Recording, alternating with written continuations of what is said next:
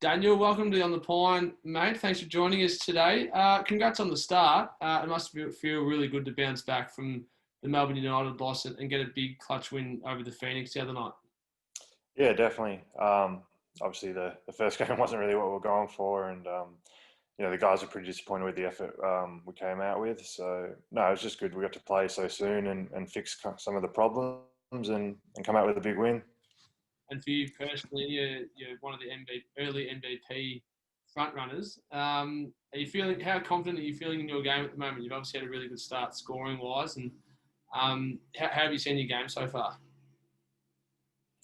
I'm pretty happy. Making a few shots, which is always nice. But yeah, I'm just trying to work on everything. Being a leader, my defense improving on that end of the court. Trying to be a reliable scorer for the group when things kind of break down. Just making sure I'm steadying the ship a bit. And yeah, I think I managed to do that a little bit over the first weekend. And it was no doubt a welcome sign for Adelaide fans to see you re-sign with the team in the off-season. Was signing with the Adelaide 36ers always the plan? Yeah, definitely. I've been here for a while now, and Adelaide's home for me. Really enjoy it. My wife's family's from here, so yeah, we're pretty settled and happy. And I was just fortunate that the club did all they could to keep me, and it was a pretty easy decision in the end. And Connor Henry, Daniel has come in as the new head coach. Considering some of the stuff that went down in the off season, obviously that was became public with all captain leaving and coach leaving and whatnot. How good has he been to come in as sort of an experienced coach, a veteran coach, and sort of steady the ship a little bit for you guys? Yeah, no, Connor's been great. Like you said, he's experienced guy. Played in the NBA, coached over in the States, and been around some great high level players. So he's a pretty calm guy.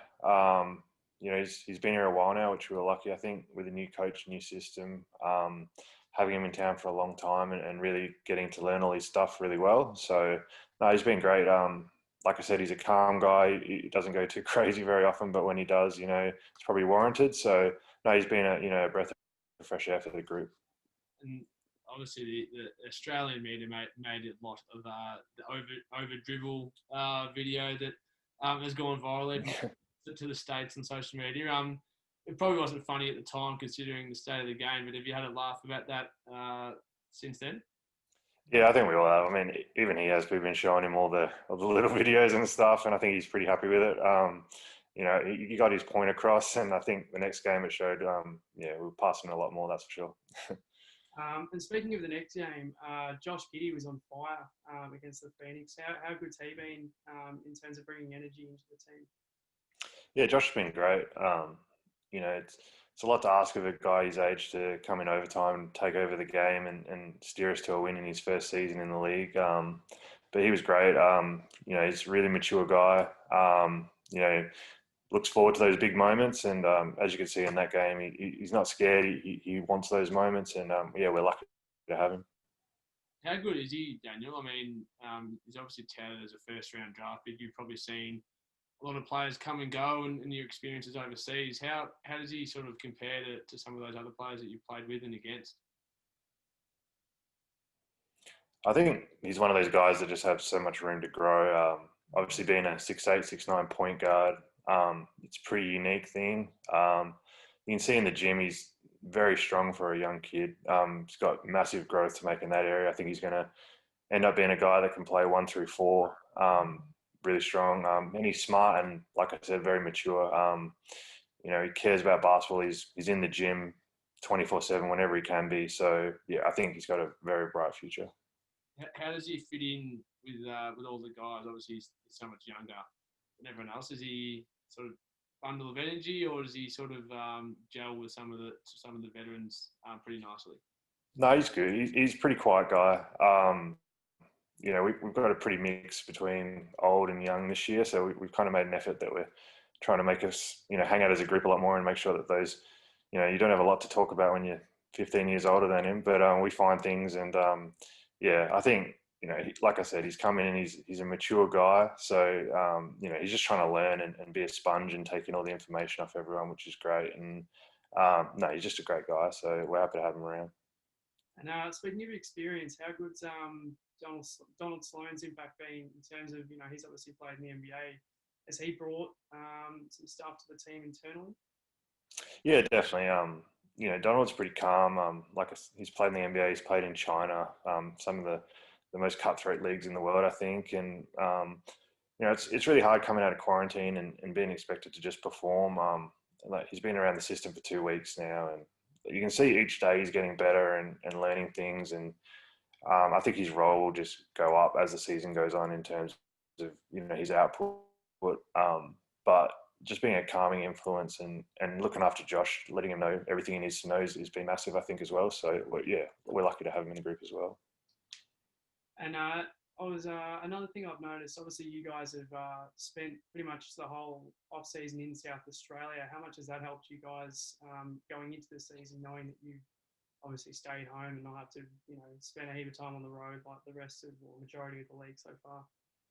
Yeah, it just makes things easier. I think just having a bit of normal in your life at the moment, it's pretty good. And we've been lucky here in South Australia, obviously only with a few little lockdowns here and there. But some of the other teams are going through a lot of pretty tough times, being away from their family and their comfort zones. So you feel for them, but we've got to make the most of that advantage while we can early in the season with all these home games and just take advantage of that. So yeah, we're pretty lucky at the moment, and hopefully we can make the most of it.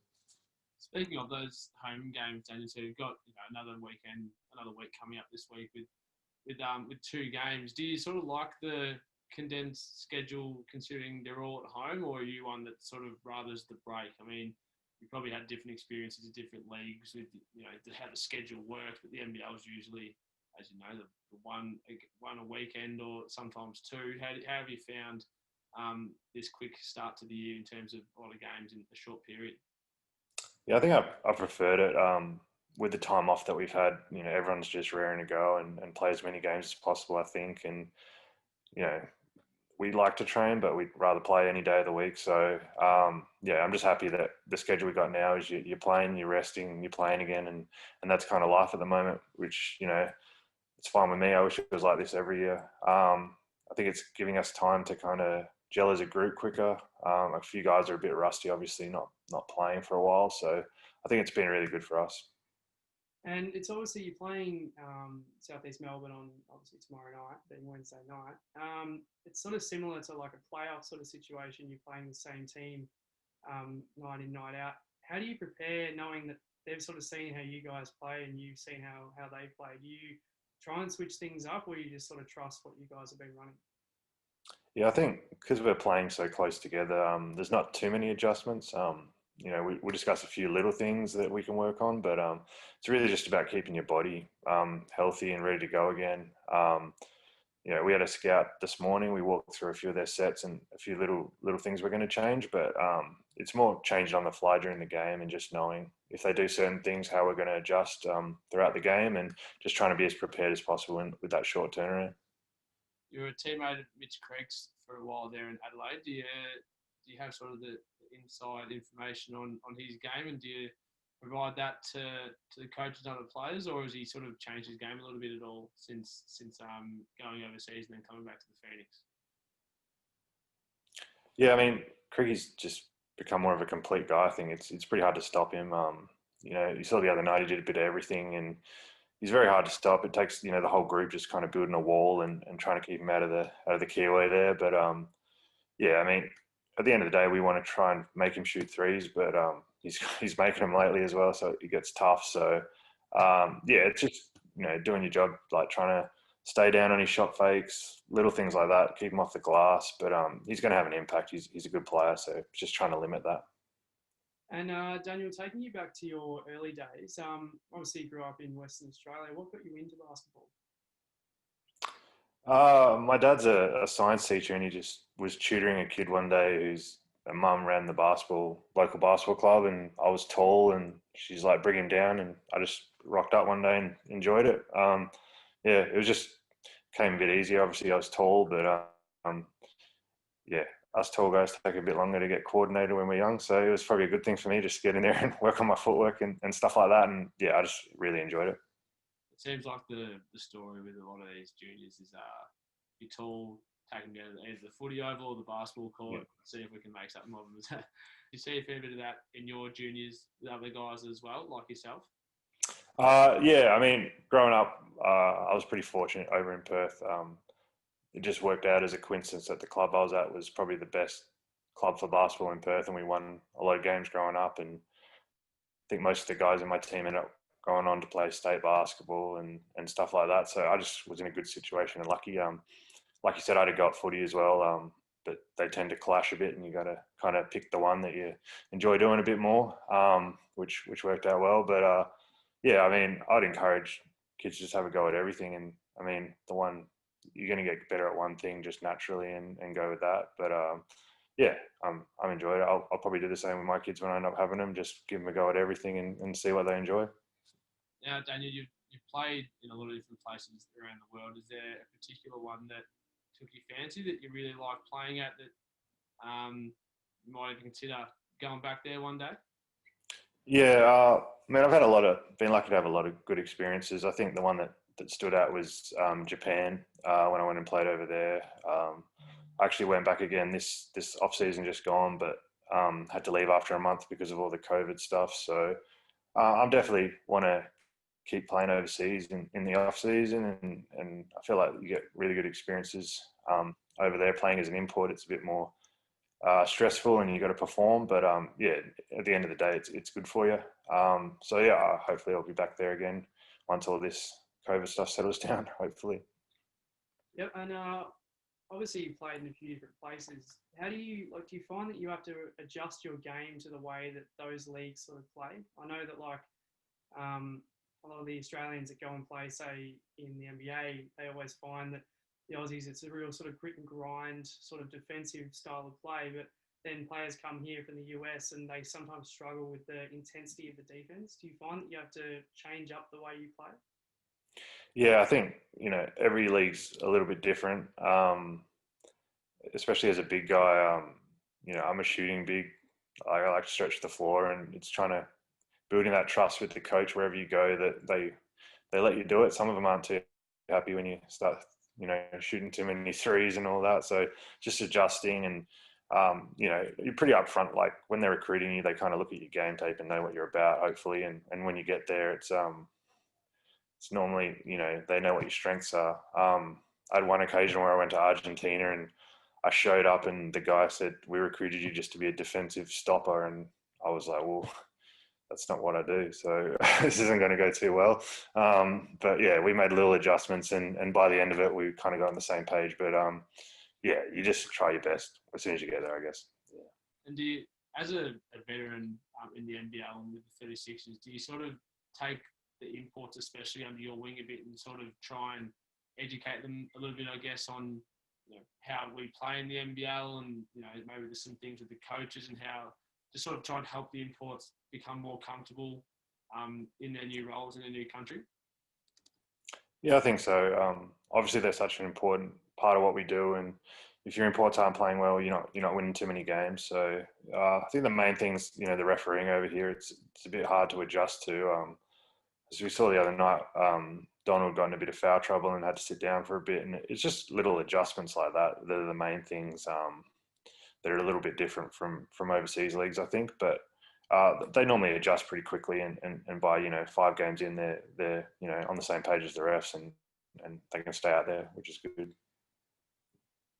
Now, Daniel, we've had your teammate Jack McVeigh on the program in earlier episodes. He's a pretty big lover of the social media content.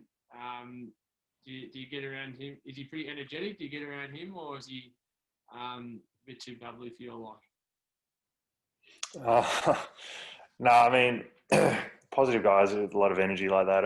Always good to be around. Don't get me wrong. I'm a bit more laid back myself and kind of just sit back and enjoy it. But no, it's good. I mean, there's so many different personalities in the group, and I think that's what makes it special. Just trying to fit everyone together and work off each other. And I guess I kind of be the calming thing to him because he can get a bit excited sometimes, and you know, when I get a bit frustrated, he can, you know, make me happy again. So yeah, you just use each other's personalities to make you better. And I think, you know, we're lucky we've got a good mix. Well, Daniel, it's been great to have you on the program today. It's been great to see your awesome start to the year and the 36ers bounce back against the Phoenix. Can't wait to watch you personally continue to kill it, and hopefully see the 36ers back in the finals. Good luck with it. Cool. Thanks, guys. I appreciate that. Thank you.